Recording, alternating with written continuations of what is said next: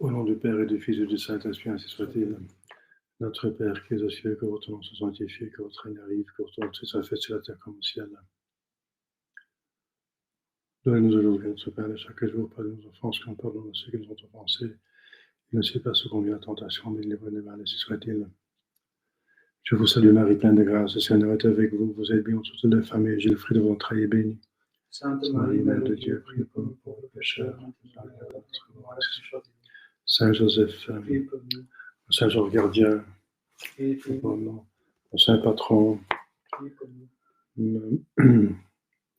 au nom du Père et du Fils et du Saint-Esprit, ainsi soit-il. Voilà.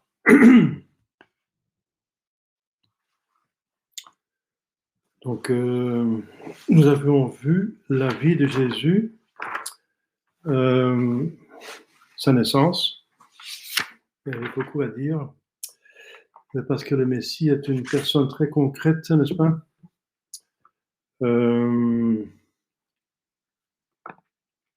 Très concrète.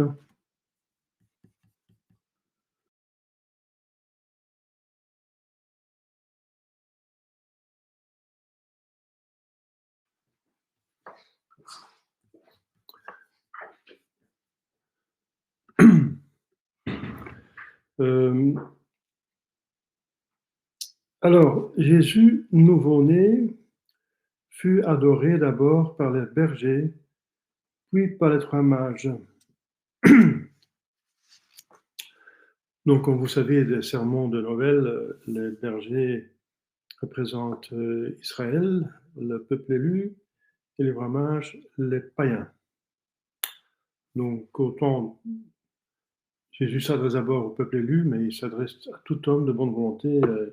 Il demande à ses disciples d'enseigner et convertir toutes les nations. Les bergers qui veillaient sur leurs troupeaux dans la campagne de Bethléem apprirent d'un ange que le Christ était né. C'est Saint Luc, 2e chapitre. Et les 3 mages originaires de l'Orient, d'un pays situé à l'est de Palestine, bien sûr, par une étoile miraculeuse qui les conduisit à la crèche. C'est Matthieu, 2e chapitre également. Donc était là aussi, mais plus tard. Pas au moment de la naissance, mais plus tard. Cette étoile n'était donc pas un astre extraordinaire en soi, car elle se déplaçait dans les directions diverses. Un astre ordinaire, parce qu'elle se déplaçait dans les directions diverses. Saint Jean Chrysostome croit même que c'est un ange sous la forme d'une étoile. Bon, ce sont des opinions. Keller, l'Allemand, l'astronome, a trouvé que ce serait probablement la conjonction entre Jupiter et Saturne, qui est tellement illuminée que ça donne l'impression d'être une étoile. Et que, effectivement, parce que la Terre tourne, donc les planètes aussi, donc Jupiter et Saturne aussi, donc elles se déplacent. La vue de cette conjonction illuminée, à un certain moment, elle disparaît, elle revient, quand ils sont à Jérusalem, les rois mages. Et ensuite, elle réapparaît et elle s'arrête au-dessus de la crèche, où elle montre même le lieu. Alors, Keller a expliqué ce phénomène astronomique. Et donc, il dit qu'effectivement, c'est normal qu'à l'époque, donc, Jupiter et Saturne se déplaçaient, et que pour des gens qui sont à l'est et qui vont à Jérusalem, il semble qu'ils se déplacent devant eux. Enfin, ces 2 planètes qui sont conjointes. Ensuite, qu'ils disparaissent parce que, finalement, la Terre tourne, comme la Lune aussi peut disparaître, le Soleil disparaît, les planètes disparaissent. et qu'à un certain moment, elle réapparaît.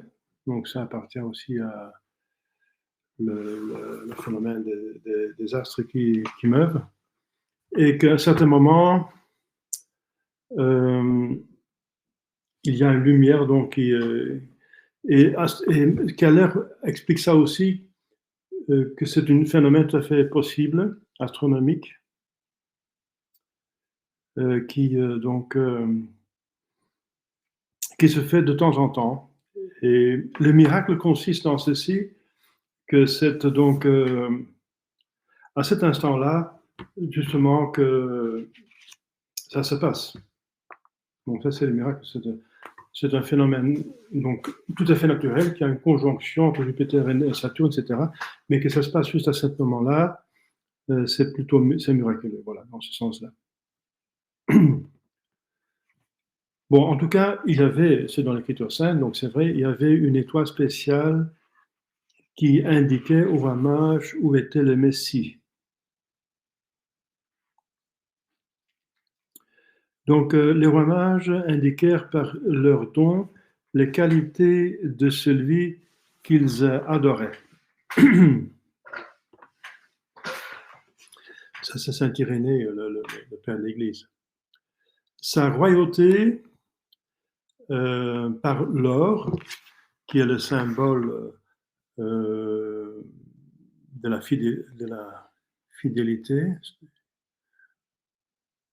L'or de la fidélité, c'est selon Saint Irénée. Sa divinité par l'encens, parce que l'encens, c'est donc une sorte d'adoration, exprime l'adoration, l'encens. Symbole de la prière. Son sacerdoce rédempteur par la myrrhe, symbole de la mortification et de la passion, parce que la myrrhe, c'est une herbe amère.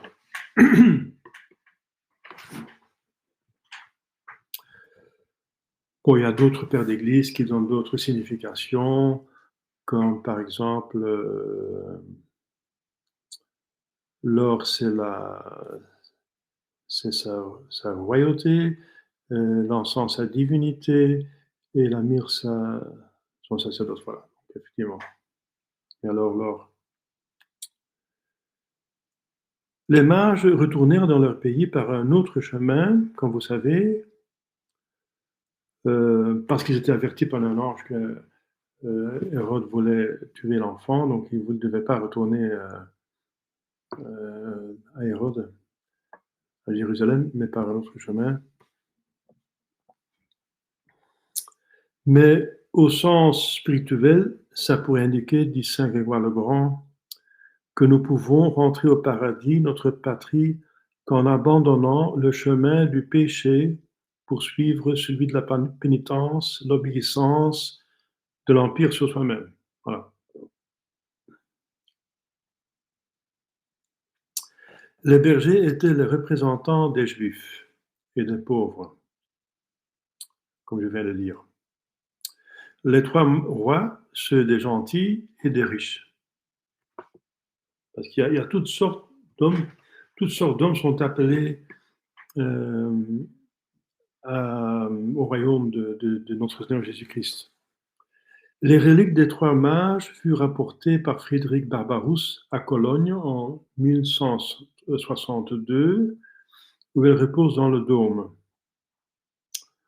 Cette basilique a été construite spécialement pour contenir les reliques des rois mages. Elle est toujours là. La fête des trois rois se célèbre le 6 janvier, comme vous savez. La veille, dans l'église orientale, mais aussi ici,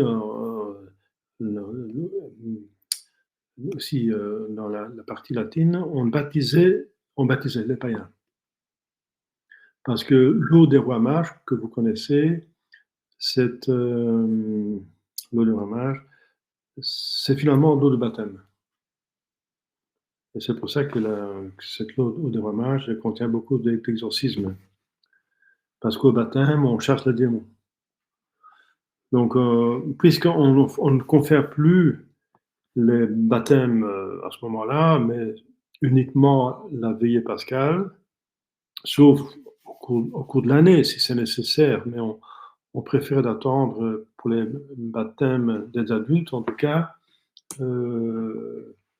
les Pâques. À l'époque, on faisait aussi au moment de l'épiphanie, donc le ramage, ce qui est tout à fait logique, puisque quand on baptisait les baptêmes, on baptisait les païens, je veux dire, on baptisait les païens, c'est logique qu'on prenait la fête des païens, les premiers païens qui sont convertis, les rois mages. Mais cette pratique a été abandonnée dans le rite latin, mais rien n'empêche quand même de baptiser le 5 janvier. Mais on le fait avec l'eau de baptême de Pâques, pas avec l'eau de baptême de l'Épiphanie, l'eau des rois mages. Mais on fait toujours la bénédiction des rois mages parce qu'elle est tellement forte et contient des exorcismes. Donc elle se nommait, comme je viens de dire, la fête de l'Épiphanie, ça veut dire apparition, car dans certaines églises, on célébrait ce jour-là la nativité, l'apparition du Christ sur la terre. L'apparition. Parce que l'incarnation s'est fait 9 mois avant. Jésus est venu sur terre 9 mois avant, mais il est apparu 9 mois après. Donc nous fêtons plus l'apparition de l'incarnation que l'incarnation elle-même. Parce que oui, l'homme est très dépendant des sens. Donc ce qui est sensible est plus oui, est important quand même. Un enfant, si une femme est enceinte, on n'aperçoit même pas. La Sainte Vierge était enceinte le 25 mars. Et voilà, donc c'est une fête, c'est la fête de l'Annonciation. Mais à l'apparition, quand on voit l'enfant, n'est-ce pas, à Noël, alors on fête l'incarnation finalement. Donc, l'apparition du Sauveur, Épiphanie. Dans l'Église grecque catholique, l'Avent dure jusqu'à cette fête de l'apparition. Donc la fête donc c'est pas Noël qui est fêté, mais l'Épiphanie. Parce qu'ils sont tous païens, n'est-ce pas? Et donc les chrétiens du paganisme. Et pour eux, le Sauveur est apparu à la venue des rois mages, le 6 janvier. Voilà. Donc, ce qui est tout à fait logique, mais dans l'Église latine, on ne le fait pas. Voilà. Ce jour nous rappelle aussi le baptême de Jésus-Christ et son premier miracle à Cana. Ça veut dire ce jour de l'Épiphanie, parce que ce sont deux autres événements dans la vie de notre Jésus-Christ où il montre qu'il est le Messie, où il se fait connaître au baptême de Jésus. À son baptême, il y a la voix qui se fait entendre du Père dans le ciel qui dit « Je suis mon bien-aimé ». Et l'Esprit Saint qui descend sur lui sous forme d'une colombe. Et à Cana, il y a effectivement le premier miracle par lequel Jésus-Christ prouve qu'il est Dieu, qu'il a une mission divine.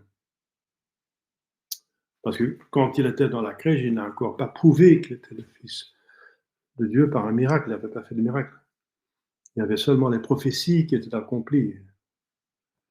Et les personnes qui ont eu la foi, bien sûr, si vous dites, oui, ben, il y a eu un miracle quand même, ça veut dire si vous comptez que l'apparition des anges au berger, c'est comme un miracle. Oui. Bon. C'est plutôt une apparition qu'un miracle. Alors ils ont cru. Et les rois mages n'ont pas eu de miracle, sauf bien sûr l'astre qu'ils ont vu. Oui, il était miraculeux, oui, dans ce sens, oui. Oui. Mais un miracle fait par la personne même, l'Écriture sainte dit le premier miracle qu'il faisait, c'était à Cana. Vous avez une question ici? Misschien ook inderdaad de geboorte van Jezus Christus zelf, die niet op een natuurlijke wijze. Maar dat is niet geweten. Donc, on fait ici la remarque que la naissance de notre Jésus-Christ lui-même a été miraculeuse parce que la virginité physique de la Sainte Vierge a été respectée, puisqu'il avait un corps glorieux. Eh bien, mais c'est un miracle qui ne s'est pas manifesté à d'autres personnes que Marie, et éventuellement Joseph, et pas au public, pas au berger, on n'était pas au courant de ce miracle. Voilà. Et ce miracle n'a pas été fait, c'est pas un miracle finalement, c'est la situation normale d'un corps glorieux. Comme je vous ai dit, la transfiguration non plus n'est pas un miracle, mais c'est une suspension d'une intervention divine qui cache la gloire qui retentit dans sa nature. Pour nous, c'est un miracle. Pour un homme normal, ça semble un miracle, mais pas pour un corps glorieux. Jésus avait dès le début un corps glorieux, il avait la vision béatifique, même dans, même dans le cœur même dans euh,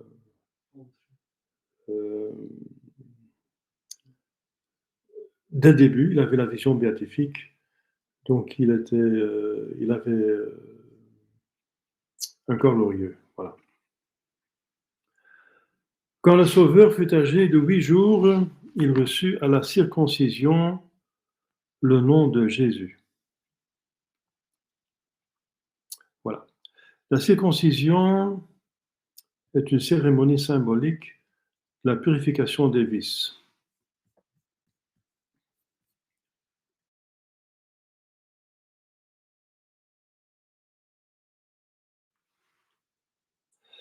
Selon saint Ambroise. Jésus, en hébreu Josué, signifie, comme on l'a vu, sauveur, libérateur. Ce nom, dit saint Paul, est au-dessus de tous les noms. Philippiens 2. Il fut choisi par Dieu lui-même, ce nom, et annoncé à la Sainte Vierge Marie. Matthieu, 1er chapitre. Ce nom a une force divine, c'est un sacramental. Son invocation nous procure du secours dans la tentation et dans chaque malheur. Les démons sont mis en fuite par lui. Oui, parce qu'on chasse les démons au nom de Jésus. C'est Marc 16. Les prophètes ont souvent appelé le Messie Emmanuel, c'est-à-dire Dieu avec nous. Isaïe 7. Voilà. Donc, c'était normal que, après 8 jours, l'enfant était circoncis, c'était selon la loi de l'Ancien Testament. La fête de la circoncision, c'est donc au 1er janvier, puisque c'est 6 jours plus tard que la Noël, le 25 c'est Noël, puisque décembre a 31 jours, le 1er janvier c'est le 8e jour, c'est l'octave de Noël. C'est en même temps le Nouvel An civil. Pour l'Église, le Nouvel An, c'est plutôt le début de l'année liturgique, c'est le premier dimanche de l'Avent, n'est-ce pas? L'Église nous exhorte par là à tout commencer au nom de Jésus et à purifier nos cœurs de tout péché et de tout vice. Colossiens 2. Si nous désirons avoir une bonne et heureuse année. Donc, puisque par hasard, c'est par hasard, Dieu gère les hasards aussi, hein. Mais cet hasard, que l'année civile commence au moment de l'octave de Noël, l'Église en profite pour disons, commençons cette année civile avec Jésus, hein, en fêtant le nom de Jésus. Et si vous pouvez aller à la messe, tant mieux. Ce n'est pas une fête obligatoire dans nos pays, selon le droit canon, oui. Mais selon le concordat avec Napoléon, c'est pas un jour obligatoire. Ce fut le pape Innocent XII qui fixa en 1691 le commencement de l'année au 1er janvier, l'année civile. Auparavant, on l'a commencé généralement à Noël. Noël, pourquoi? Parce que Noël, c'était plutôt le commencement de l'hiver. C'est le début, à peu près, d'une saison. Bon, on a le choix, on pourrait commencer l'année le premier jour de printemps. Pourquoi pas? Enfin, il fallait prendre une décision et le pape a préféré que ce soit donc le 1er janvier. Donc la Saint-Sylvestre, qui est la veille du Nouvel An, le dernier jour de l'année civile, était autrefois une fête chômée. De là, dans certains contrées, les offices solennels pour la clôture de l'année.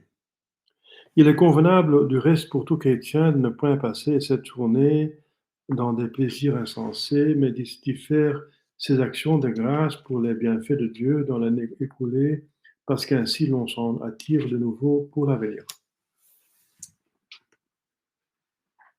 Donc, vous connaissez les sermons sur la circoncision, que Jésus n'a pas besoin de circoncision, parce que la circoncision, c'est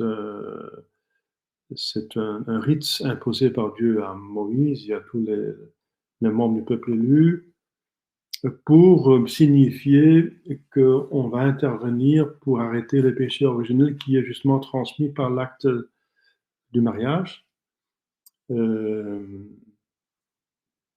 péché originel est transmis par le corps. L'âme vient de Dieu, donc à la conception, l'âme qui vient de Dieu, qui est immaculée, reçoit la tâche dès qu'il est infusé dans un embryon qui vient donc d'Adam et Ève. Donc, et alors, pour signifier que justement la rédemption consiste à frustrer, à arrêter, à neutraliser le péché et les sources de péché, il y avait la circoncision. Mais Jésus n'avait pas besoin de ça, parce qu'il n'avait pas le péché originel, il n'avait pas de concupiscence, etc. Il n'avait rien à voir. C'est justement lui qui vient tout réparer. Mais il s'est soumis à la circoncision par obéissance, pour nous montrer un exemple d'obéissance extraordinaire. Et, voilà. Et pour ne pas scandaliser les personnes de son entourage qui ne savaient pas encore qu'il était le Messie. Le grand prêtre, par exemple, de Jérusalem, et les prêtres et les pharisiens, et les personnes qui n'étaient pas au courant, qui n'ont pas vu les merveilles des bergers et des rois mages. Il ne faut pas entendu parler de ça.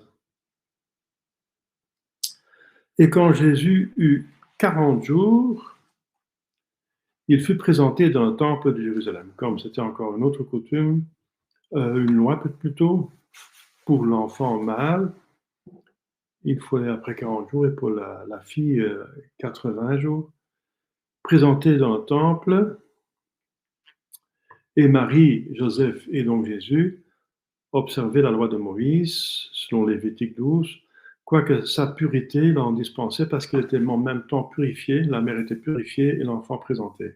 Surtout le premier-né, qui était même offert à Javé, parce qu'il devait, le premier-né devait devenir prêtre finalement, était consacré au service de Dieu. Et c'est pour ça qu'il fallait le racheter. Et il fallait faire des dons pour le racheter. Et c'est pour ça que, voilà, pour les pauvres, c'était 2 colombes. Et puisque Marie et Joseph étaient pauvres, ils ont dû faire 2 colombes pour acheter Jésus. Mais toutes ces cérémonies, on n'a pas besoin pour Jésus. Jésus ne devait pas être offert à Dieu puisqu'il était Dieu. Il ne devait pas être racheté parce que c'est plutôt lui qui vient racheter. Donc, il ne devait pas racheter parce qu'il n'était pas... Et il ne devait pas être racheté du tout parce qu'il était voué au service de Dieu. Et il ne fallait pas le libérer de ce service de Dieu. Au contraire. Et il était prêtre dès le premier début de son existence et il est prêtre dans l'éternité, c'est le seul prêtre. Donc cette cérémonie encore a été faite parce que Jésus voulait cacher sa divinité, sauf exception, hein, donc s'était manifesté au berger et au renard, mais et à Simon et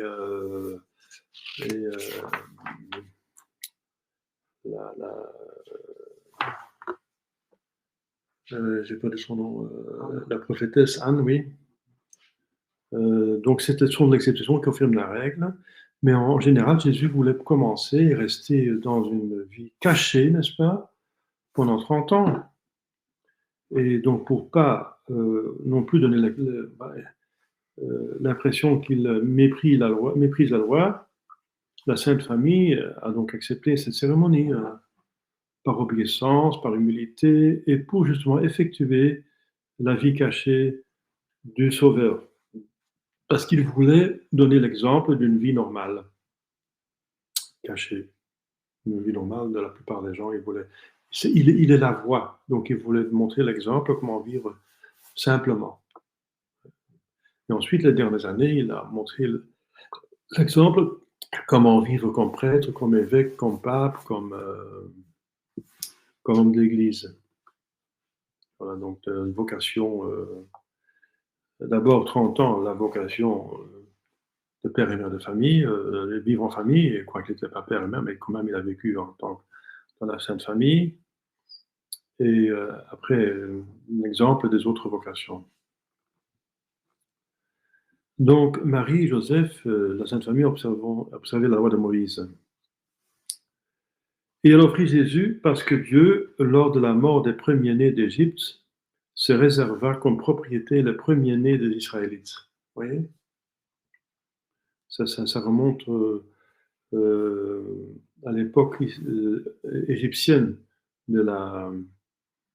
du peuple élu lors de leur délivrance par Moïse, n'est-ce pas, qui a reçu cette charge et la grâce de sauver le pays de l'esclavage, de la tyrannie des Égyptiens. Donc là, Dieu se réserva comme propriété les premiers-nés. Donc il fallait les racheter. Cette fête de la purification de la mère, alors, la mère, qui va ensemble avec la présentation du fils, de l'enfant, est aussi appelée la chandeleur, comme vous savez. Ça vient de la chandelle, donc des cierges. Candela, en latin, ça veut dire le cierge. En effet, l'Église a institué ce jour une procession, que vous connaissez bien, avant la messe, avec les cierges allumés et bénis d'abord, parce qu'au temple, le vieillard Siméon avait proclamé Jésus, la lumière qui éclaire les nations. C'est une prophétie. Et déjà, pas une prophétie, mais déjà vu passer, parce qu'il a éclairé déjà 3 rois mages des nations. Enfin, la prophétie consiste qu'il va éclairer toutes les nations. Toutes les nations. Et bien sûr, maintenant, les nations sont à peu près éclairées, parce que la mission catholique est allée jusqu'en Chine et en Amérique, etc., partout, mais elle n'a pas pénétré convenablement partout. Par exemple, en Chine, il y avait cette dispute des cultes des anciens. Il me semble que c'était les jésuites. Les jésuites disaient que le culte des anciens était permis, que les Chinois avaient, mais je pense que ce sont les dominicains, les franciscains, enfin il y avait plusieurs ordres, il y avait une dispute parmi les ordres, d'autres disaient non, c'est une adoration, donc c'est une idolâtrie des ancêtres. Et donc, est-ce qu'on permet le culte des ancêtres des Chinois, oui ou non? C'était oui, non, mais ils brûlent de l'encens. Ah, ils brûlent de l'encens, c'est une adoration, donc ça ne va pas. Brûler de l'encens devant l'image de une statue de votre ancêtre, vénérer votre ancêtre, d'accord. Tu honoreras ton père et ta mère, Donc ça, c'est normal. Mais honorer, c'est autre chose que adorer. Et à cause de cette dispute, n'est-ce pas, entre les ordres qui permettaient, alors le pape il est intervenu, c'était loin, n'est-ce pas, la Chine de Rome, il n'y avait pas encore des avions, etc. Donc le pape était informé à travers des missionnaires, ils entendaient deux cloches, c'était difficile aussi pour lui pour décider directement, définitivement, parce que si le pape décide directement, n'est-ce pas, d'interdire, il pourrait froisser ce peuple qui faisait rien de mauvais si c'était permis. Et s'il permettait une chose, mais finalement en pratique c'est une adoration, c'est une idolâtrie, il va permettre l'œuvre du diable, c'est pas possible non plus. Donc le pape devait être certain de ce qu'il allait décider, donc il devait être bien informé, donc ça prenait encore du temps. Et entre-temps, la dispute se continua et les Chinois, enfin, ça a beaucoup nuit à la mission en Chine. Donc les ordres missionnaires étaient divisés entre eux. Bon, c'est entre parenthèses. Hein. Donc ça veut dire que c'est un exemple que l'évangile est à peu près prêché partout, mais pas bien pénétré partout. La plupart des Chinois, il y en a plus que 3 milliards en ce moment, et moi, mais il y en a plus que autant de cette chanson, il y en avait même pas 1 milliard. Je pense que 600 millions de Chinois, maintenant ce sont plus que 3 000 milliards. Donc ça va vite. Hein. Et en plus, ils font vraiment beaucoup d'avortements. Donc c'est énorme, cette populace. Mais la plupart ne sont donc pas catholiques. Alors, il y a un temps qui va venir, et ça c'est les prophéties encore, n'est-ce pas? Beaucoup de prophéties qui disent que toutes les nations vont se convertir totalement, sauf les Juifs, qui vont être convertis par Élie. Toutes les nations. Et c'est justement cette période qui va venir après cette période d'apostasie. Donc cette période énorme, qui est un plus grand bien, après un mal qui est énorme qu'on vit maintenant. Le mal est énorme, énorme. On n'a jamais été humilié, l'Église n'a jamais été humiliée jusqu'à ce point qu'elle est presque, sa quantité est presque réduite au minimum possible. Jamais été dans le passé, mais parce qu'il y a un plus grand bien qui va s'arriver, qui n'a jamais existé dans le passé non plus. Voilà, c'est entre parenthèses. Donc Jésus est, pour revenir à notre texte, la prophétie du vieillard Siméon, la lumière qui éclaire les nations. Mais lumière, ça veut dire une connaissance du salut. Connaissance sur les choses surnaturelles, sur Dieu, sur notre âme, sur la vue de Dieu, les volontés de Dieu. Donc la lumière, la révélation. Jésus est venu dire des vérités dont nous avons besoin pour faire notre salut. Des vérités magnifiques, n'est-ce pas, sur Dieu, la Trinité, et les vues et les intentions que Dieu a avec nous qui sont les meilleures qui existent. Et de là vient donc l'expression la chandeleur, du chandelier, le candela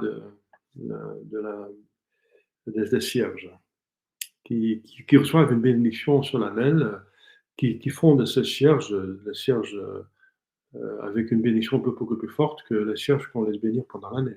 Parce qu'il y a une bénédiction spéciale pour les cierges dans le rituel que le prêtre peut effectuer à tout instant, n'est-ce pas? Mais cette bénédiction-là est uniquement le 2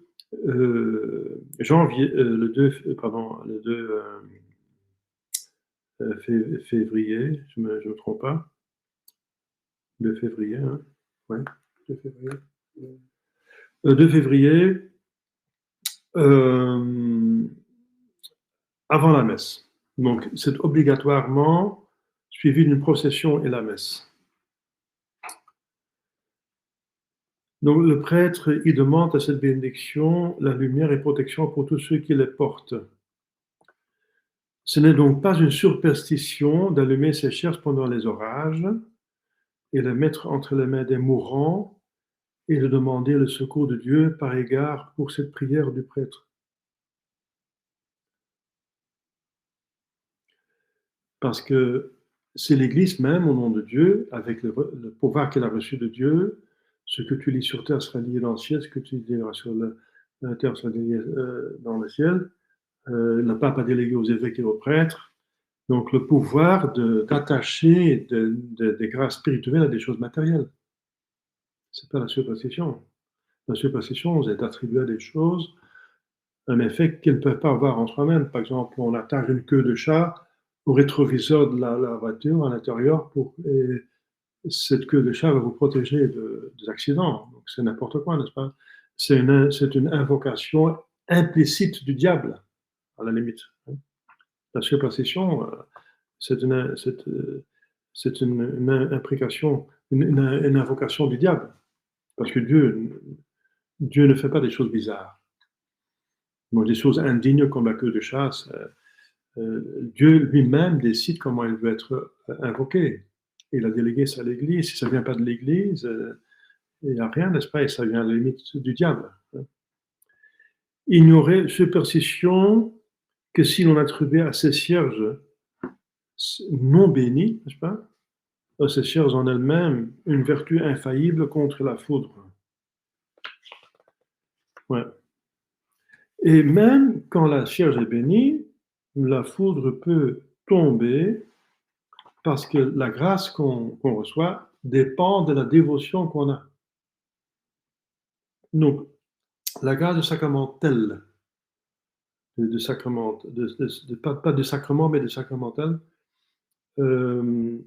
est aussi grande qu'il y a de la dévotion dans celui qui confère ce sacramentel, cette bénédiction, et surtout celui qui reçoit et l'utilise. Voilà. Donc, s'il y a beaucoup de foi, il y a beaucoup de grâce. S'il y a peu de foi, il y a peu de grâce. Entre parenthèses, la protection de la foudre, c'est aussi connu que c'est attaché au morceau de cierge béni par la pape tous les 7 ans. Ça s'appelle l'Agnus Dei. Mais il n'y a plus de pape, donc il n'y a plus d'Agnus Dei nouveau. Donc il y a des anciens. Gardez-les avec précaution, mais il ne faut pas vendre et acheter, parce qu'avec l'achat et la vente, la bénédiction se perd. Selon le droit canon ancien, ce qui est toujours valide, la bénédiction se perd avec la vente publique. Avec la vente privée, la bénédiction ne se perd pas, mais quand même, les indulgences se perdent quand on vend en privé, de l'un à l'autre. Donc, il ne faut pas vendre ces sacramentaux et les choses bénies. Il ne faut pas les vendre. À la limite, on paye le frais du matériel. Ça, c'est permis. Ce n'est pas vraiment une vente, c'est un déboursement des frais. Ça, c'est encore permis. Mais pas une vente. Voilà. C'est pour éviter la simonie que l'Église a fait ça, n'est-ce pas? L'Église ne veut pas qu'on vend les choses bénies pour éviter la simonie. Ça veut dire que la simonie, c'est donner de l'argent pour des choses spirituelles. Qu'on donne plus d'argent parce que le cierge est béni. Ça, c'est donner de l'argent pour ce qui est. Donc, si on donne de l'argent au prêtre, c'est pour payer ses frais, n'est-ce pas? Par exemple, la collecte pendant la messe, c'est une participation. Ça se fait à l'offertoire et pas pour rien. Après le sermon, après le credo, à l'offertoire. Parce que l'offertoire, c'est l'eau et le vin. Ça coûte de l'argent, n'est-ce pas? Et c'est apporté à l'autel. Donc, le prêtre va l'offrir. À l'époque, c'était apporté à l'autel pour être consacré. Et voilà, et ça coûte de l'argent. Donc, le collecte, c'est une participation des fidèles aux frais de la liturgie et l'entretien du prêtre, parce que l'Écriture sainte indique que le prêtre mangera de l'autel et qu'un bœuf déjà préparé, on ne fait pas labourer un bœuf qui est. Ça veut dire que si un prêtre a déjà une fonction, le devoir religieux, et on ne peut pas le faire travailler encore en plus, sauf nécessité. Saint Paul l'a fait justement pour éviter la critique. C'était un facteur de tente. Il faisait des tentes. Mais il l'a fait pour montrer qu'il n'était pas derrière l'argent. Mais on est dispensé quand même, hein, parce que ça prend du temps.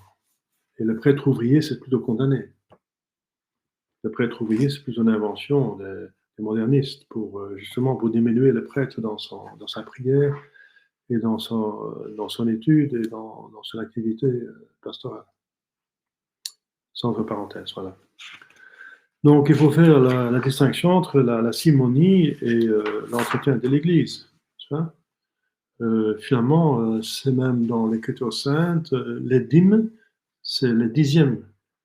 Les dixièmes, ça veut dire normalement, donc dans l'Ancien Testament et dans le Nouveau Testament, on donne le dixième de ses revenus à l'Église. Ce sont les dîmes. Et cette dîme dans l'Église sont utilisées pour trois choses. La liturgie, l'entretien des églises, un tiers à peu près, enfin c'est dans les anciens conciles, hein. Un tiers pour l'entretien du prêtre lui-même et un tiers pour les aides pauvres de la paroisse. Voilà. Donc, enfin pour ceux qui peuvent donner, parce que si les gens ont si peu d'argent, n'est-ce pas, pour pouvoir vivre, ils sont plutôt, il faut plutôt les aider que demander l'argent. Donc, voilà, mais il y a une distinction entre aider l'Église et l'entretien des églises et débourser, donc les frais de liturgie et l'entretien des prêtres et aider les pauvres, et ensuite donner l'argent pour les sacrements et les sacramentaux. L'un est un devoir et l'autre est un crime. Ça, c'est un sacrilège, la simonie. Par exemple, il y a eu de la simonie dans la passé dans l'Église. Il y a des personnes qui ont donné l'argent pour être élus pape, n'est-ce pas, pour acheter des cardinaux, pour être élus. Il y a des évêques qui ont payé de l'argent pour devenir évêques, pour être élus, par ceux qui devaient aviser, à donner leur voix dans le chapitre, etc., pour devenir abbé, pour recevoir un sacrement, n'est-ce pas, surtout les sacrements qui donnent l'honneur et le pouvoir, comme je viens de le dire, l'épiscopat, la fonction d'abbé, le père abbé de l'abbaye. Donc là, effectivement, il y a eu des abus et l'Église a toujours, dès le début, intervenu pour arrêter ça, n'est-ce pas? Ça s'appelle la simonie de Simon. Simon, le sorcier, n'est-ce pas? Dans l'Ancien Testament, au début de l'Église, qui entendait la prédication de Saint Paul et des apôtres et qui voulait aussi, qui se faisait baptiser. Ensuite, quand il voyait que l'apôtre, avec l'imposition des mains, donne l'Esprit Saint, que l'Esprit Saint, visiblement, avec les dons visibles, descendait sur les gens, il demandait aux apôtres, combien je dois vous donner pour avoir ce don, pour distribuer l'Esprit Saint? Et alors Saint Paul dit, tu es bien loin de la foi. Donc, prie pour que tu guérisses de cette faux esprit, n'est-ce pas? Et c'est considéré, voilà, c'est le péché de Simon le sorcier, ou le magicien, et donc ça s'appelle la simonie, entre parenthèses. Donc, les chandeliers, par exemple, lors des chandeliers, on demande aux fidèles, plutôt avant la cérémonie, de donner quelque chose pour les cierges qu'ils vont recevoir, ou bien quand ils ont le cierge, ils veulent donner quelque chose pour contribuer aux frais de l'achat des cierges par le prêtre, eh bien, qu'ils donnent alors quelque chose qui représente plutôt les frais de l'achat, ou un don, mais c'est jamais le prix de la chose. Donner le prix de quelque chose, c'est pas permis. Par exemple, on ne donne pas de prix non plus pour des intentions de messe. Combien ça coûte? Rien. Les intentions de messe ont un caractère d'aumône, essentiellement. Aumône. Donc, et c'est pour ça qu'on ne peut pas imposer un prix, n'est-ce pas? En Inde, c'est connu par les confrères qui étaient qui sont missionnaires en Inde, qu'ils se contentent parfois d'une banane. Ils reçoivent une banane pour faire une messe, et bien ils reçoivent la banane, ils célèbrent la messe. Puisque c'est une aumône, on est obligé de faire. Et si les gens ont rien, alors on fait quand même la messe pour eux, parce que les pauvres ont autant droit à une messe que les riches, n'est-ce pas? Donc, si on donne une banane, eh bien, on va se contenter de la banane. Mais on dit que normalement, le prix, l'évêque, fixe une somme qui contribue, qui, qui correspond aux besoins de prêtres, n'est-ce pas? Le coût de la vie, etc. Maintenant, c'est 20 € pour les adventistes, à peu près. Donc, dans le monde entier, c'est à peu près 20 €, mais ça dépend du pays aussi. Hein. On ne va pas demander 20 € dans les pays pauvres. Alors, Jésus, attendez, le lendemain de la Chandeleur, on célèbre la fête de Saint-Blaise. Ça, vous savez. Ce jour-là, les prêtres bénissent encore, avec une autre bénédiction, les cierges de la veille de le coup des fidèles, parce que de cette manière, Saint Blaise sauva la mort d'un enfant malade du coup. Les cierges allumés en ces 2 jours symbolisent Jésus comme lumière du monde. Donc, à préférence, on prend les cierges de la veille et on ajoute encore la bénédiction qui est dans le missel, dans le rituel, pardon. Le rituel, c'est le livre liturgique qui donne tous les sacrements, sauf la messe. La messe qui est tellement vaste qu'il y a un livre spécial, c'est le missel. Et le rituel, c'est les autres sacrements et sacramentaux qui peuvent être donnés par le prêtre. Et si c'est des sacrements donnés par l'évêque, comme la confirmation et l'ordination, il y a encore un troisième livre qui s'appelle le pontifical. C'est le livre pour le pontife, l'évêque. Voilà. À l'exemple de Marie, les mères chrétiennes portent leur nouveau-né à l'église pour les offrir à Dieu, cérémonie de relevailles. Donc, ça se fait ce jour-là, mais ça se fait aussi, bien sûr, après la naissance d'un enfant, les relevailles. C'est encore une bénédiction spéciale pour les mères qui viennent d'enfanter et après 40 jours. Jésus passa les premières années de sa vie en Égypte, puis habita à Nazareth jusqu'à sa 30e année. Donc un ange, comme vous savez, ordonna à Joseph de fuir avec l'enfant parce qu'Hérode attentait à sa vie. Il se sentait menacé par un nouveau-né qui va être roi. Celui-ci fut ensuite massacré dans les environs de Bethléem, comme vous savez, tous les enfants mâles au-dessous de 2 ans. Parce qu'il avait cru entendre des rois mages que le nouveau-né roi avait un maximum 2 ans. Donc, ce fléau frappa les mères de Bethléem et les environs.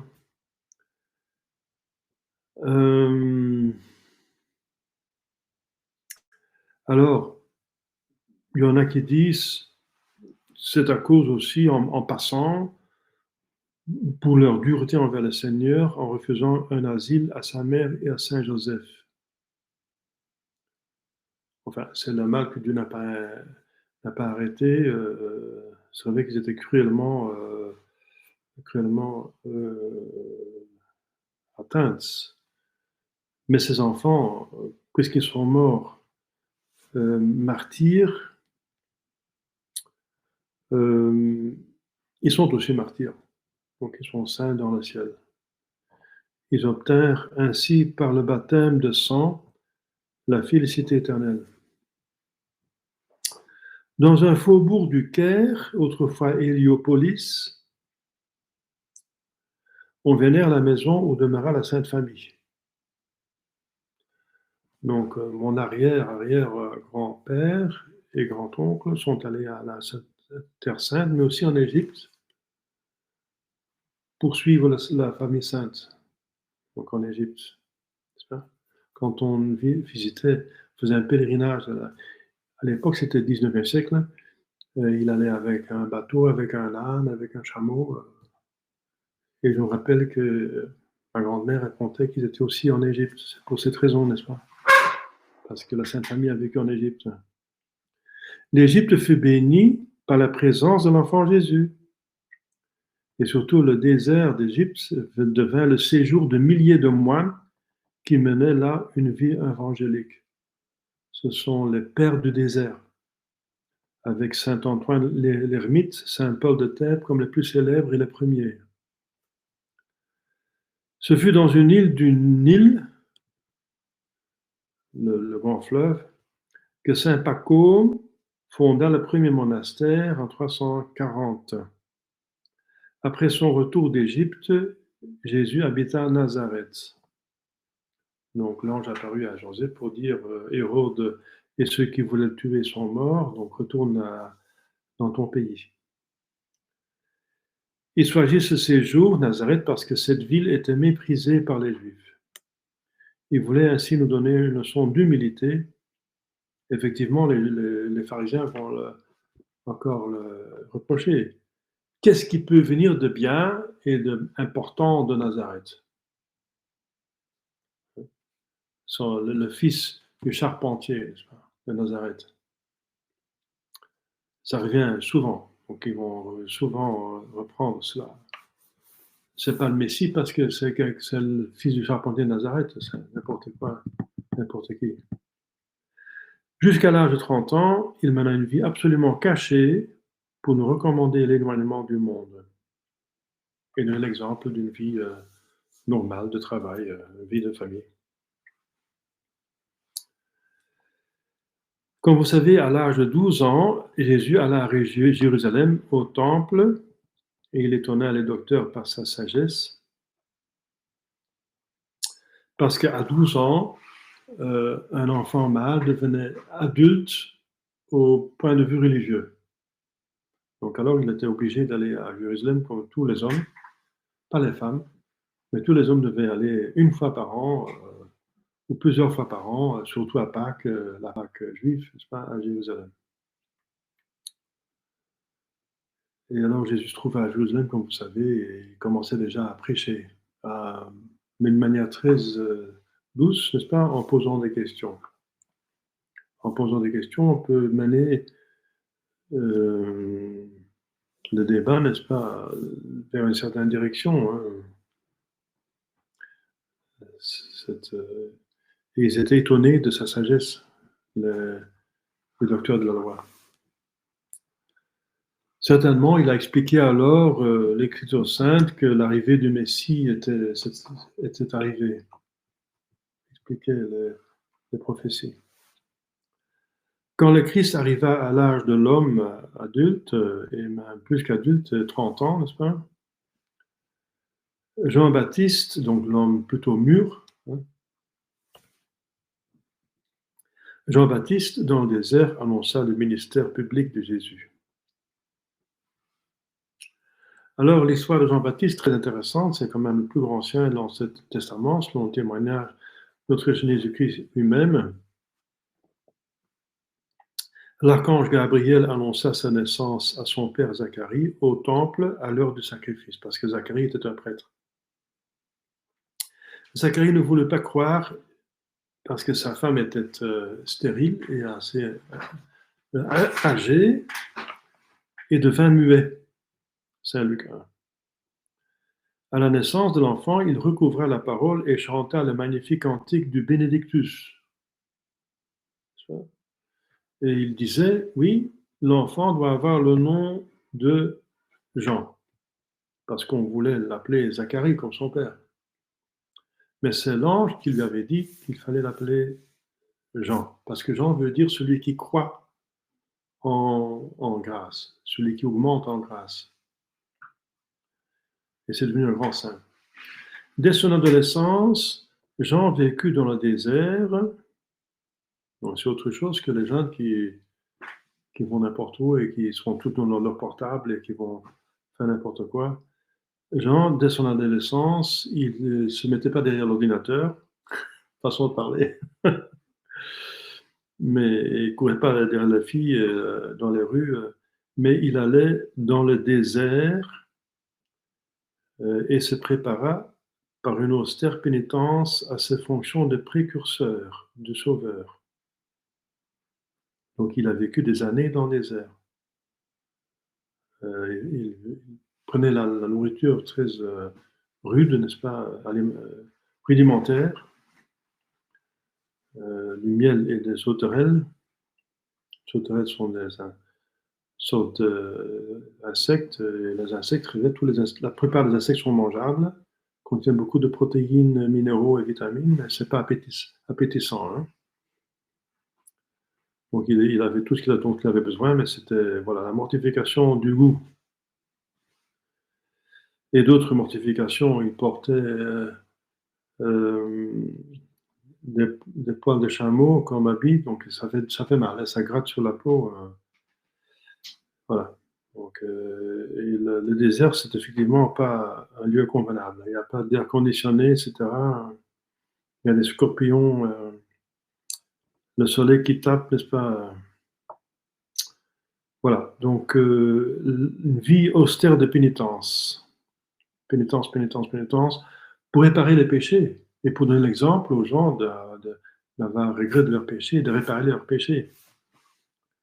Et quand Jésus eut après à peu près 28 ans, voir Saint Luc 3, Jean, par l'inspiration de Dieu, sortit de sa solitude et commençait à prêcher sur les bords de Jourdain une pénitence sévère aux masses qui accourait vers lui. Donc d'abord, il a vécu des années de son adolescence dans le désert, et après des années seulement, quand Jésus lui-même avait 28 ans, il commence à prêcher au bord du Jourdain, parce qu'il voulait baptiser. Un baptême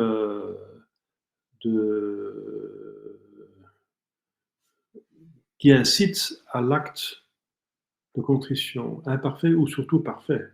Quand on est parfait, il donne la rémission des péchés.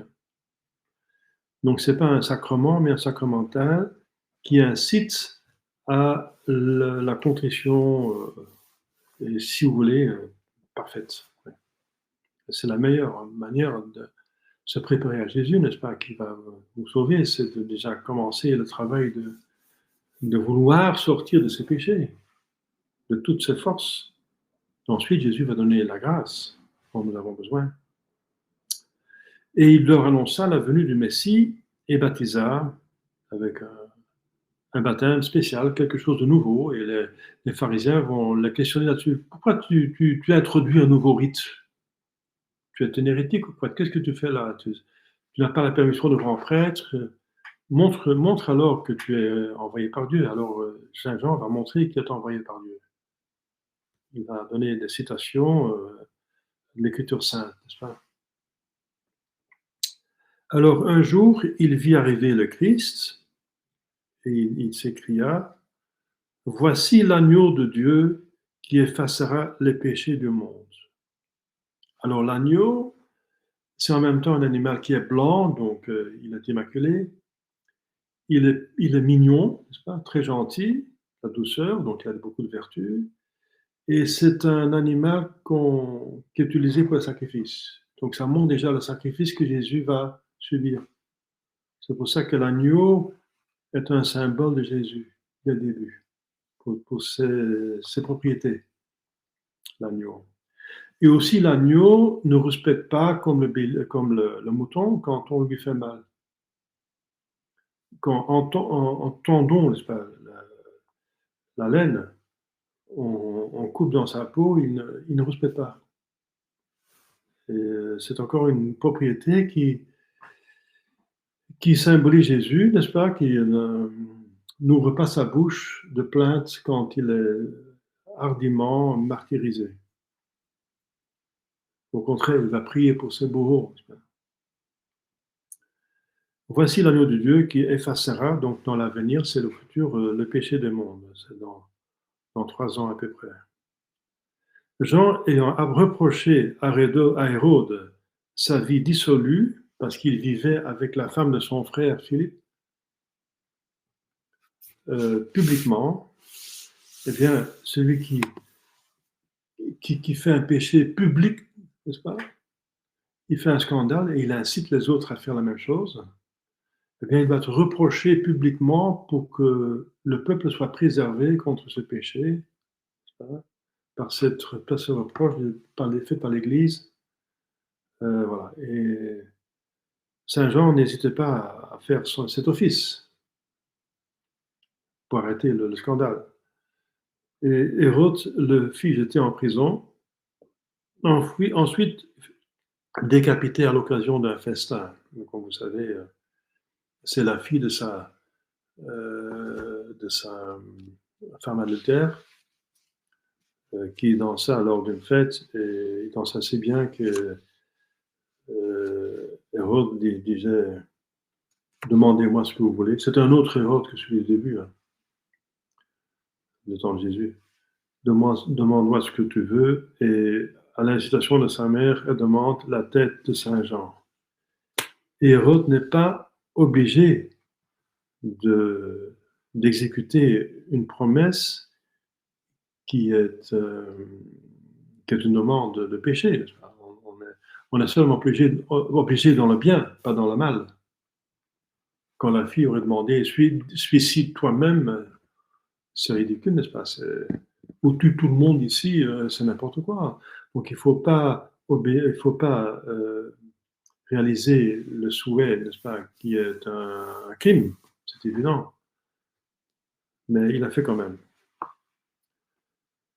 Parce qu'il ne voulait pas attrister la fille et sa mère. C'est horrible comme l'homme, n'est-ce pas, fait des péchés horribles pour ne pas contredire une femme. Ça a commencé par Adam, n'est-ce pas? Apparemment, c'est un point faible de l'homme, hein, la femme. Le diable en profite.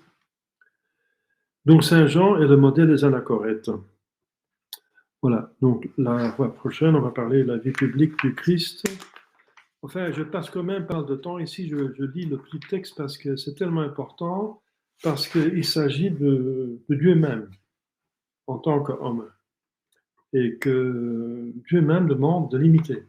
Il y a imitation de Jésus-Christ. Pour pouvoir l'imiter, il faut le connaître. Donc la connaissance de la vie de Jésus est très importante pour tout le monde, parce qu'il faut autant que possible imiter Jésus-Christ. Il est la voie. Alors, comment vivre comme Jésus-Christ? Eh bien, lisez les évangiles et les commentaires des évangiles. Il y a des questions? U duidt de verschil aan tussen christenen die afkomstig zijn van het Jodendom en van het heidendom. Ja.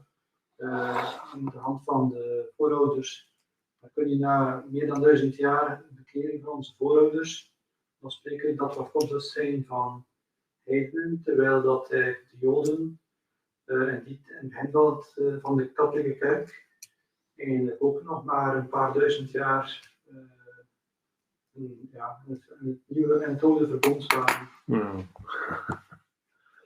Donc, voilà.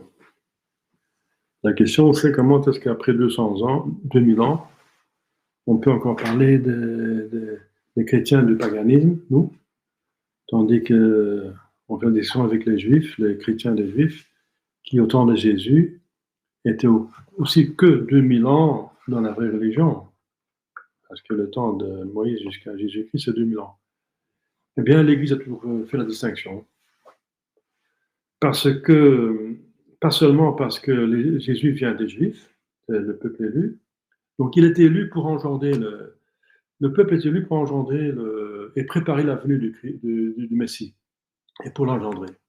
Mais ils sont aussi élus pour autre chose, pour vérifier, pour recevoir les places les plus importantes dans le ciel. Marie, Joseph, Saint Jean, les apôtres, etc., les premiers chrétiens, le premier diacre, etc. ils sont des places les plus importantes, hein, par élection, quoi. Mais c'est vrai que certains païens vont les dépasser, les chrétiens du paganisme. Comme saint François d'Assise va avoir la plus haute place dans le ciel, selon les révélations privées. Mais voilà. Donc, il y a quand même un effet, n'est-ce pas, un effet de cette élection qui donne quand même déjà une priorité. Comme notre Seigneur Jésus-Christ a d'abord prêché au peuple élu, et ensuite il demande aux apôtres de prêcher aux autres. Donc, il est vraiment élu, il a une prédilection, il a une faveur.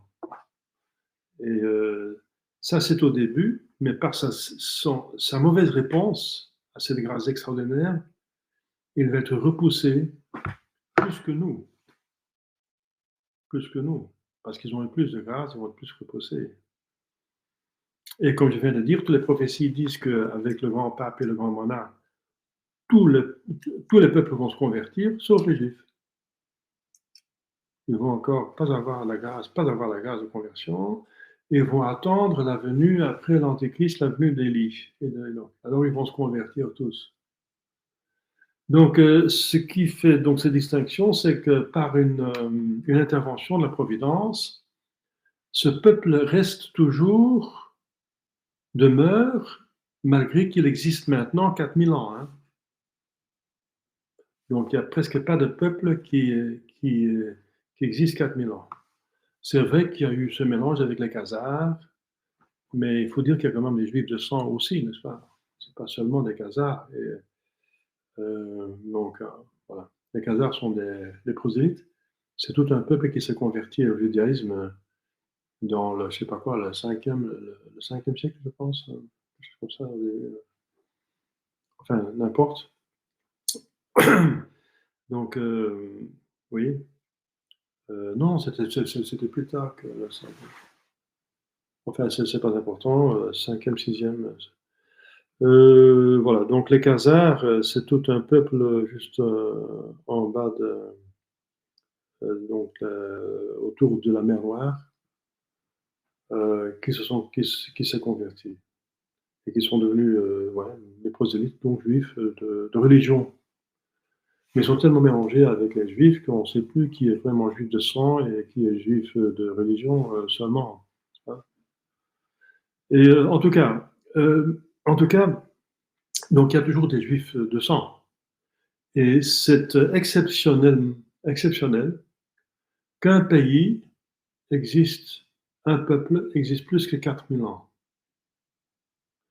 Et avec le moins mélange possible. Et il refuse de se mélanger, soit avec ceux qui se convertissent, bien sûr, et alors encore. Mais ils sont, oui, ils se distinguent, ils s'isolent du reste du monde parce qu'ils se croient toujours le peuple élu et qu'il ne faut pas mélanger avec les autres.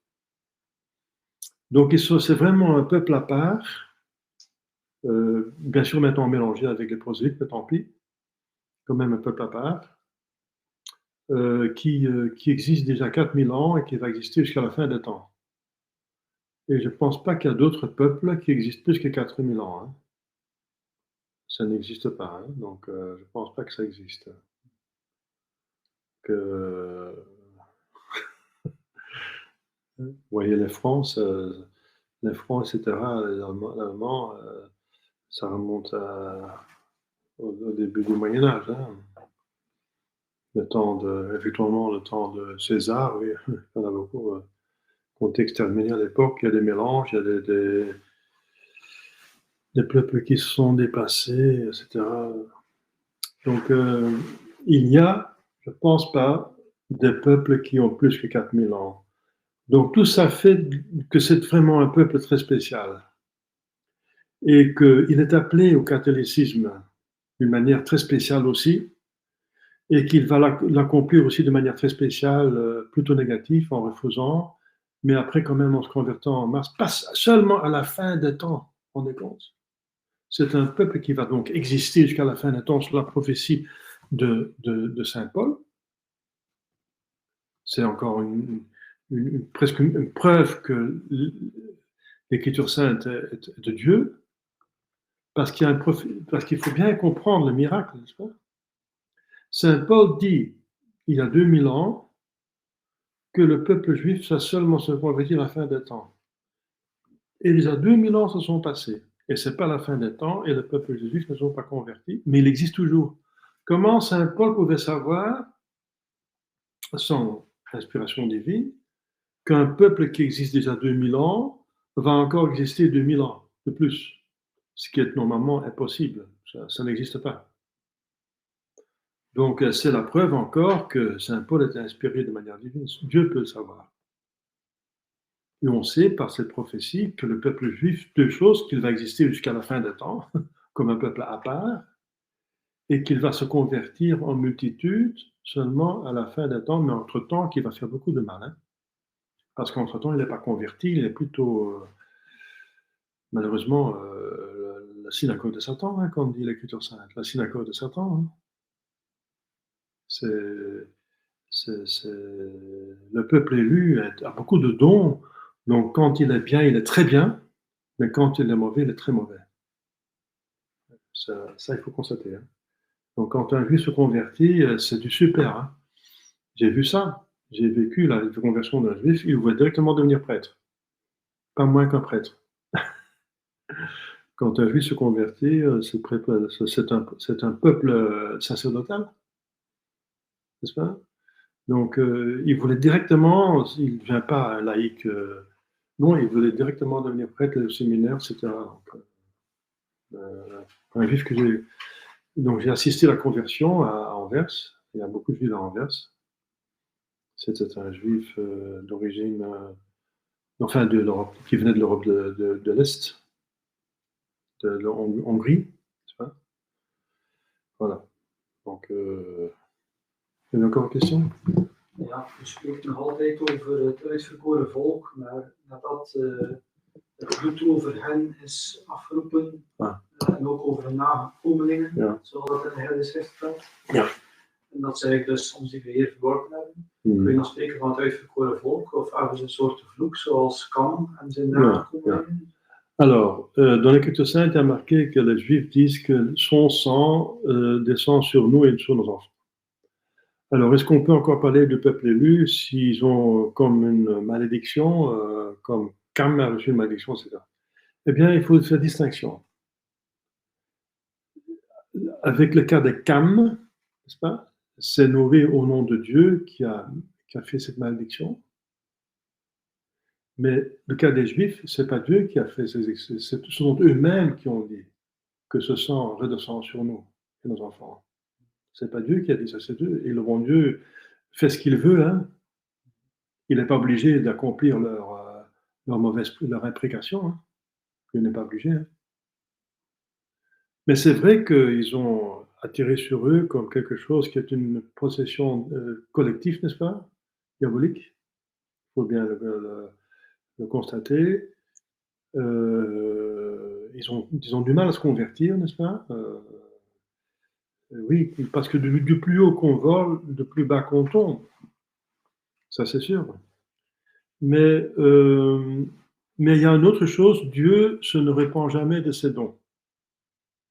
Donc Dieu a fait une promesse, et c'est toujours son peuple élu. Et même s'il pêche, c'est le peuple élu qui pêche. Et c'est parce qu'il est le peuple élu qu'il va être plus puni que les autres. Encore, dans la punition, il y a une élection, n'est-ce pas? Parce que, oui, il va revenir, donc il est plus sévèrement puni parce qu'il a eu plus de grâce et plus de dons. Et il est sévèrement, oui. Mais on voit qu'ils sont super, hein, les Juifs, ce sont vraiment...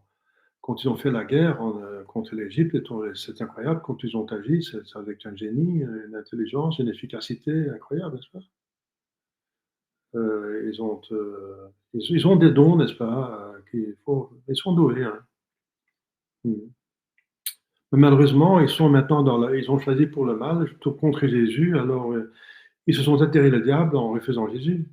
Et le diable s'occupe d'eux, justement parce que le diable se venge. C'était les chouchous de Dieu, Et maintenant, le diable veut en faire ses chouchous à lui, par vengeance. C'est le singe de Dieu. Mais voilà, c'est dommage. Ça. Freud était un juif. Hein. Marx, un juif. Donc ils sont géniaux aussi dans le mal, n'est-ce pas? Mais ils sont aussi, une fois qu'on se convertissent, comme par exemple Lieberman, Lieberman, c'est devenu un grand... Les peu de juifs qui sont convertis sont devenus presque tous des saints, hein, si la conversion était honnête. S'ils sont marins, c'est autre chose, les marins. Hein. Les marins, ce sont des juifs qui, en Espagne, étaient plutôt obligés de se convertir, ou bien ils devaient sortir. Eh bien, il y en a qui sont restés pour garder leur possession et faire semblant d'être catholiques, mais en secret, c'est des juifs, ce sont les marins. Mais je parle des vrais convertis, comme, comme les frères Lehmann, n'est-ce pas, dans le 19e siècle. Donc il y a cette... voilà. Ça reste le peuple élu jusqu'à la fin. Et Saint Paul en parle, qu'ils vont se convertir, ils vont recevoir la grâce de la conversion à la fin des temps. Mais en ce moment, ils sont gravement attaqués et infestés par le diable. C'est le même nom pour le dire, parce que le diable se venge, justement. Là où il y avait une grande sainteté, et si ça perd la sainteté, le diable va s'en occuper pour la faire tomber plus bas. Par exemple, Cologne, c'était le centre de l'empire de Charlemagne. Et c'est la dynastie de Charlemagne, son ancêtre, son grand-père, Charles Martel, qui a arrêté la première fois les islamistes. L'islam était arrêté pour la première fois par la dynastie de Charlemagne. Et pour les islamistes, c'est très grave. Parce que pour les islamistes, si on adore le vrai Dieu, on a toujours la victoire politique. Celui qui a le pouvoir politique, c'est celui qui est béni par Dieu. Donc pour eux, c'était très très grave d'être arrêté par la dynastie de Charlemagne. Et ça les a traumatisés, n'est-ce pas? Et maintenant qu'ils envahissent l'Europe de manière pacifique, mais réelle, eh bien, ils ont eu le projet à Cologne faire le plus grand centre islamiste dans l'Europe de l'Ouest. C'est pas par hasard. Hein? Ils ont une bonne mémoire. Voilà. Eh bien, inspiré par le diable. Là où il y avait la plus grande sainteté, maintenant il faut la plus grande saleté, la plus grande méchanceté. Comme le diable se venge maintenant à Rome, le centre de la vérité, c'est-à-dire le centre du mensonge, et on voit la salle de Paul VI qui a la forme d'un serpent, et l'antipape siège dans la bouche du serpent, et c'est fait exprès. C'est l'architecte d'information. Donc l'auditorium le aula de Paul VI, c'est la tête d'un serpent, pour donner un exemple. Et ce qu'ils font maintenant les antipapes, c'est horrible, n'est-ce pas? C'est l'apostasie, c'est pas seulement l'hérésie, c'est l'apostasie. Si vous voulez perdre la foi, il n'y a pas moyen plus efficace que de suivre vraiment François, d'être fidèle à François. Si vous acceptez l'enseignement de François, vous voyez comme un pape qu'il faut obéir et suivre, c'est garanti que vous êtes plus catholique, que vous avez perdu la foi. C'est la manière la plus efficace en ce moment.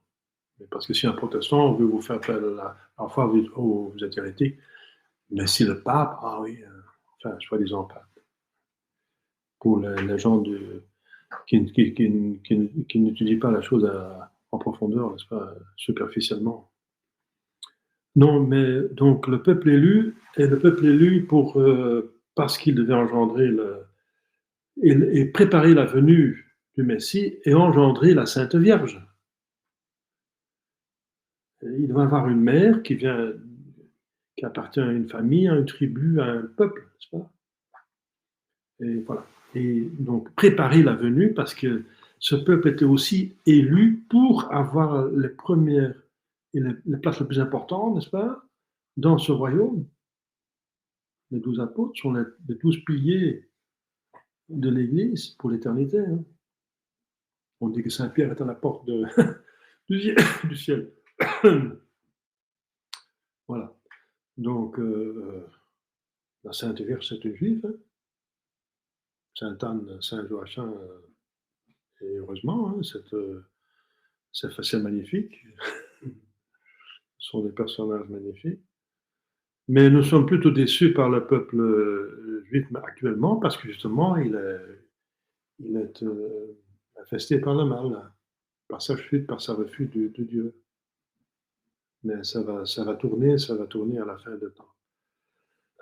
Quoique les prophéties disent qu'encore l'Antéchrist va sortir du peuple juif,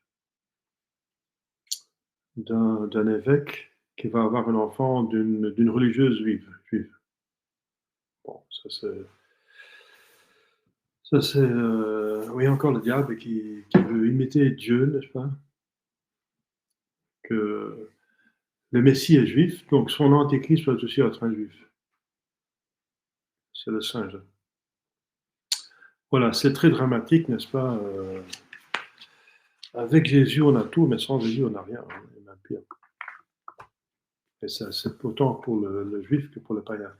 Mais nous sommes toujours nommés les chrétiens du paganisme parce que le peuple juif va exister jusqu'à la fin des temps. Jusqu'à la fin des temps, nous serons les autres. C'est normal. Hein? Si le peuple juif n'existe plus, il n'y a plus de quoi de faire cette distinction. Mais aussi longtemps qu'il est là, on fait des distinctions. Hein. Moi, j'ai pas de problème avec ça. Hein. Dont le bon Dieu, finalement, ne fait pas l'acceptation des personnes. Comme Saint François d'Assise, n'est-ce pas? Soyez un saint et vous aurez peut-être la meilleure place. Enfin, la meilleure place est maintenant prise par Saint François d'Assise. C'est difficile de dépasser en sainteté. Il faut une grande grâce. Allez-y, hardiment. Hein. C'est pas ça qui va faire la chose, n'est-ce pas? Mais c'est vrai, Dieu tient ses promesses, voilà. Il a un peuple élu, il est élu, voilà, il est élu. Et dans le bien, il est élu, et aussi dans le mal, il est élu. Hein. Il est plus fortement puni dans le mal que le nôtre, parce qu'il a été élu. Et la même chose pour la France, qui a aussi une élection, une vocation spéciale. Eh bien, elle est plus douée, n'est-ce pas? Parce qu'il y a une autre promesse. Dieu dit dans l'Écriture sainte, « Honore ton père et ta mère pour que tu vis longtemps et heureux sur terre. » Et la France a honoré son père, le pape. C'est la dynastie de Pépin le Bref qui a commencé avec ça, à protéger le pape contre Lombard. Et c'est parce qu'il a protégé le pape, son père spirituel, le père des peuples, que le peuple français a été favorisé. Honore ton père et ta mère pour que tu vis longtemps et heureux sur terre. Voilà, Dieu tient ses promesses. Le peuple français et ensuite aussi les Allemands, le Saint-Empire. Mais ils ont vite changé parce qu'ils voulaient tellement être avides de pouvoir et de terrain qu'ils voyaient plutôt le pape qui était roi d'Italie comme un concurrent. C'est dommage.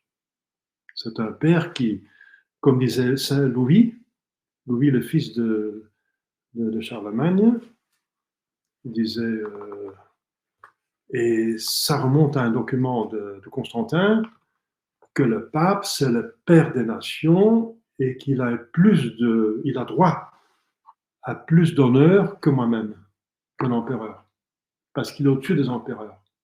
C'est beau d'un empereur de dire ça. Ça, c'est beau. De dire du pape, il a droit à beaucoup plus d'honneur que moi, parce que c'est le père des empereurs, c'est le père des rois, le pape. Et il a droit à un empire, enfin aussi, il a aussi droit d'être au moins un roi, parce qu'il doit avoir l'indépendance. C'est beau ça, n'est-ce pas? Eh bien, ce document qui est attribué à Constantin était renouvelé et développé par Charlemagne et aussi même par Louis, son fils. qu'il a expressément encore renouvelé cette promesse, ce pacte avec le pape pour le respecter et pour le confirmer dans ses possessions d'une grande partie de l'Italie, comme son royaume. Voilà. Donc, si le peuple français a été élu, il sera aussi plus honoré, favorisé que d'autres peuples, mais aussi plus gravement châtié que les autres quand il dévie. Hein. Ah oui, celui qui a reçu plus a plus de responsabilités. Hein. Voilà. Mais Dieu non plus, il ne se répand pas, donc le grand monarque va être un Français. Il va être un Bourbon, selon toutes les prophéties. Hein, on verra bien. Ça ne va pas durer 10 ans, je pense. Eh bien, on verra bien. À mon avis, c'est comme ça. Hein, tant mieux. Hein. We hebben gezien dat Frankrijk al in de middeleeuwen ontrouw geweest is aan de paus door een schismatieke paus in Avignon. Ze hadden meer dan 50 jaar. Is dat gestraft geweest dan met de Franse Révolution? Ah, oui. Oui, la France a été, on peut faire la théologie de l'histoire. Hein. La France était déjà infidèle avec les antipapes d'Avignon, etc.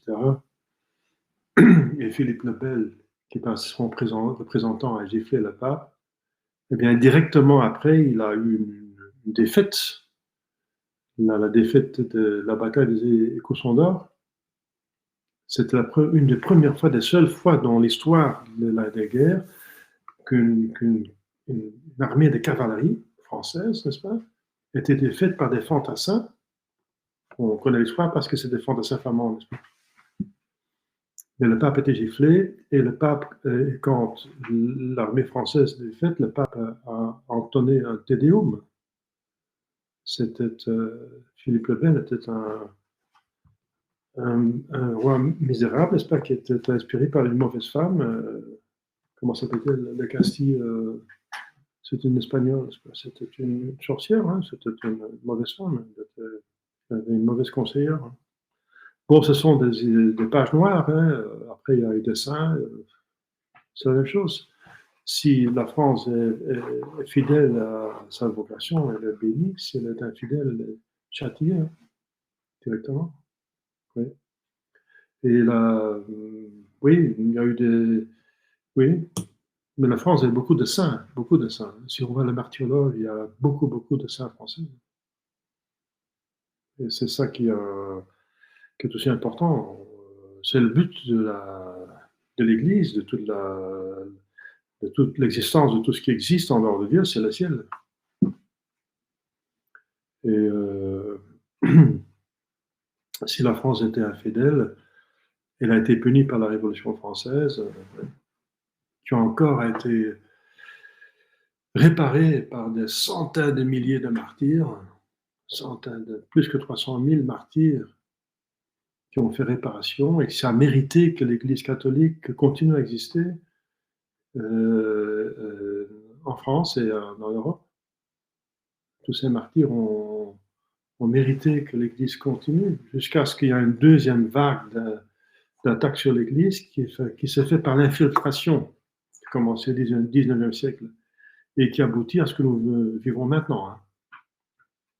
C'est une vague beaucoup plus terrible, parce qu'elle est à l'intérieur de l'Église, dans son sein, et voilà. Et puisque son âme est divine, elle va s'en sortir. Mais comment? Très petite maintenant, réduite à un petit nombre, hein, mais qui a une concentration de grâce. Hein. Il faut bien se rendre compte de la grâce que nous avons, être très, très reconnaissant. Il faut connaître la grâce que nous avons, qui est très très forte, parce que c'est pas normal, de temps en temps, où il y a l'apostasie générale, il y a des péchés qui sont organisés partout, qu'on reste fidèle, qu'on reste en état de grâce. C'est une très très très grande grâce.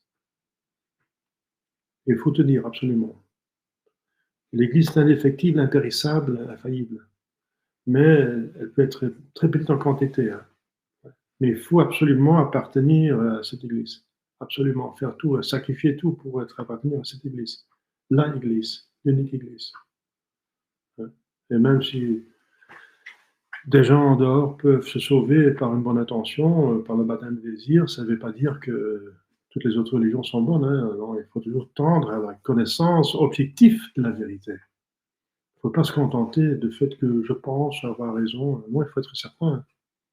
Il faut toujours continuer à chercher la vérité jusqu'à ce que vous la trouviez et puis la tenir. Hein.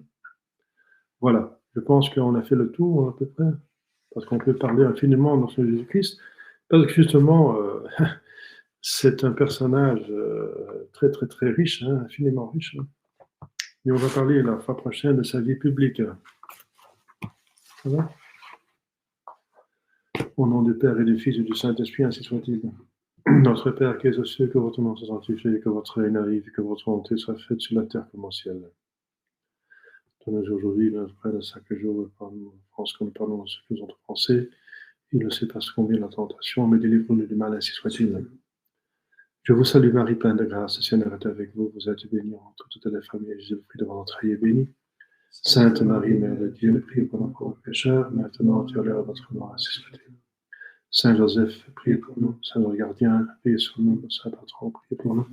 Au nom du Père et du Fils et du Saint-Esprit, ainsi soit-il. Saint Robert de Larnasse, c'est sa fête aujourd'hui. Priez pour nous. Une autre prière, à la prochaine.